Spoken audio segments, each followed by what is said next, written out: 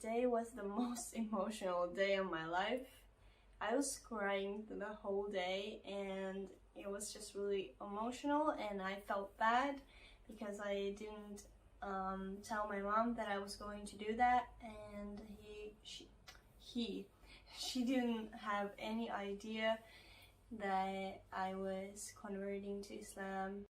Hi guys, and welcome to my very first YouTube video. My name is Esteri, I'm 20 years old and I'm from Tampere, Finland. Finland is not the most religious country in the world.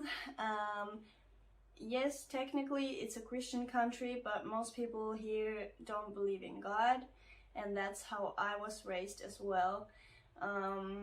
I grew up in a really small town called Harola, where there is probably 200 people living there, so everyone knows each other, and a religion wasn't a part of our lives. I didn't know anyone who was a believer and so on. So yeah, so my mom doesn't believe in God.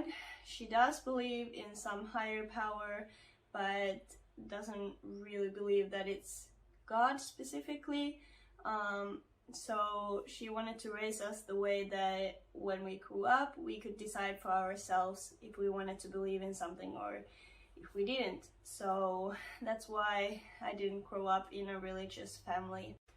So growing up in school, of course, we had lessons about Christianity, but to me, they never felt right. They never felt like anything more than just some stories, some fantasy, something that some people believe in, but that weren't for me, and I never understood the Trinity or anything of it, really. It didn't really feel right to me. So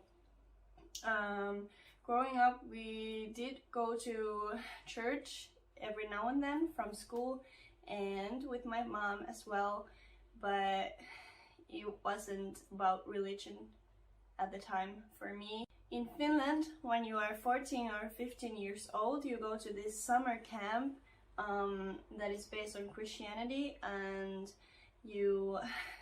they teach you a lot of things about Christianity in there. And at the end of the camp, there is this ceremony called confirmation, where you basically get the permit to get married in a church, etc. So in Finland, most people do that. They go to the camp and do the ceremony, even though it's not about the religion to them, most cases. So it's kind of just like a cool thing to do, and after the confirmation ceremony, you usually get a party where you invite your relatives and stuff, and you get a lot of presents and good food and all that. So that's probably why most people do that. At least for me, that was it, and for everyone I knew, it was about the party and not about the camp that much, and not about the religion at all. So when I was 16 years old, I graduated from the elementary school and decided to move to Tampere, which is one of the largest cities in Finland. And I wanted to move here because I wanted to go to this high school that had a music line there, because I love to sing and all that. So I applied and got in and moved to Tampere, and still wasn't religious at all. Religion was not part of my life in any way. I didn't care about it, and I didn't feel like it was something for me. So I just kind of lived my life and didn't really care. When I turned 18, I resigned from the church because when you turn 18, you need to start paying taxes to the church, and I didn't want to do that. And I was thinking in my mind like, I will get back in when I need to get married in a church, because in Finland at least, getting married in a church is a really beautiful tradition, and most people want to do that. And when they get married in a church, after that they resign from the church like next week or something, maybe the next day even, because they don't want to pay the taxes, but they just wanted to get married there because it's beautiful and it's traditional and so on. But when I turned 18, the same year I met my husband, alhamdulillah, and he is a Muslim. He has been born into a Muslim family and is a really religious person, alhamdulillah. And every now and then he would try to tell me about Islam, and I would shut my ears. I wouldn't want to listen.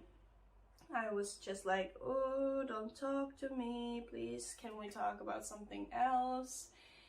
And that went on quite a while, and every now and then he would try to ask me some questions of like what I believed in, and I was just really arrogant. I remember being like, well, I don't believe in God because obviously he doesn't exist and you can't prove me that he exists and all that. So I was just like really arrogant about it.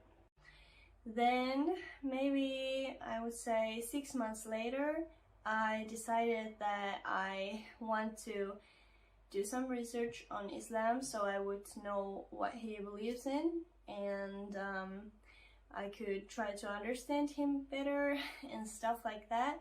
So I found out that you could listen to the Quran in Finnish from Yle Areena, which is a media platform where there are like news and TV shows and the radio and all that. And the Quran was also there in Finnish.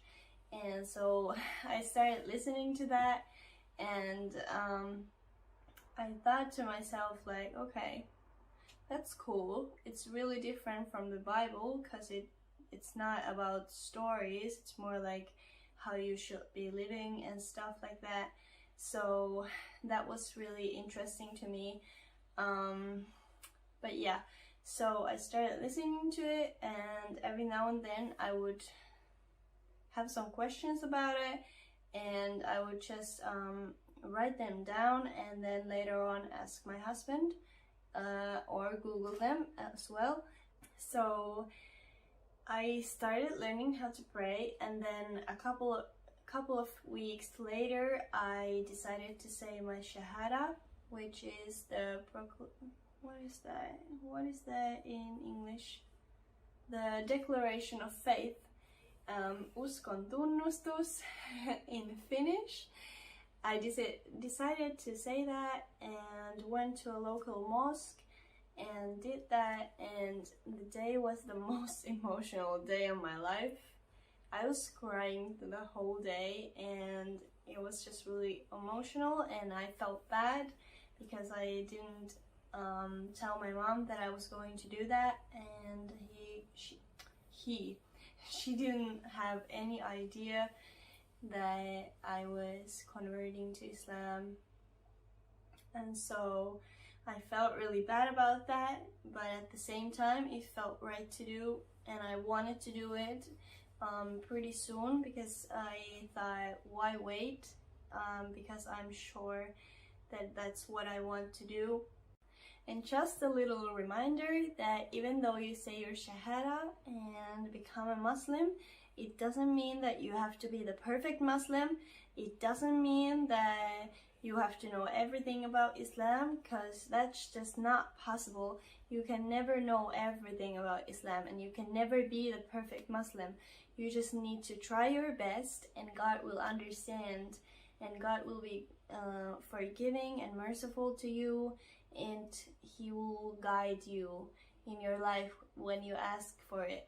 And yeah, so please be kind to yourself and don't expect too much from yourself, because you cannot be perfect. You just need to try your best, and that's all that counts, and God knows that. And I think that's also a good way to end this video, because I think this might be quite a long one, so I don't want to make it any longer. I hope you enjoyed this, and if you have any questions, please leave them down in the comment section, and inshallah I can make more videos about my journey and what happened after my shahada and how I started wearing the hijab and all that. Inshallah in the future I can make more videos about that, but for now I will end this video.